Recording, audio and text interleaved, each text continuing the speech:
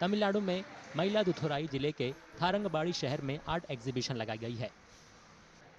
गुरुवार से शुरू हुई इस एग्जीबिशन में 7 कलाकारों की पेंटिंग को दिखाया गया है। 10 दिन तक चलने वाली इस एग्जीबिशन में विजिटर कैनवास पर की गई पेंटिंग के साथ नारियल और अंडे के छिलके के अलावा 3 डायमेंशनल पेंटिंग भी देख सकेंगे। एग्जीबिशन की खासियत सूरज की किरणों का इस्तेमाल करके बनाई गई पेंटिंग्स हैं। வணக்கம்.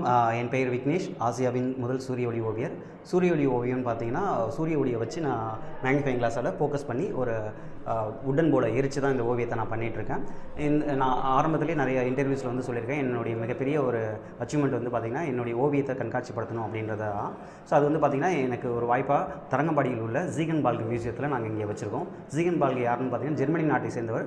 இங்கே தமிழ்நாட்டுக்கு தரங்கம்பாடிக்கு வந்து தமிழுக்காக நிறைய தொண்டு செஞ்சுருக்காரு.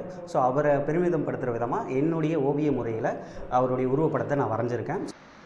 एग्जीबिशन में एक आर्टिस्ट ने अपनी बेटी की तस्वीर बनाई है। खास बात यह है कि उन्होंने पूरी पेंटिंग में रंग का इस्तेमाल सिर्फ मेन कैरेक्टर के लिए किया है।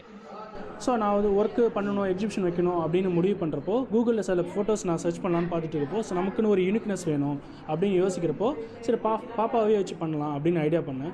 ஸோ பாப்பாவை மட்டும் தனியாக நிற்க வச்சு அவங்கவுங்க நிற்கிறது, கேஷுவலாக இருக்கிறதெல்லாம் ஃபோட்டோ எடுத்து பேக்ரவுண்ட் நானாகவே க்ரியேட்டிவாக பண்ண ஆரம்பித்தேன்.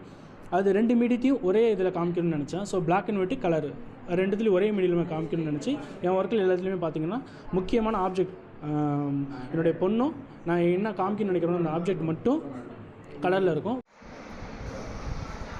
तमिलनाडु के इन कलाकारों की पेंटिंग को जर्मन स्कॉलर जिगेन बालक के नाम पर बने म्यूजियम में लगाया गया है। जिगेन बालक ने कई धार्मिक ग्रंथों का तमिल में अनुवाद किया था।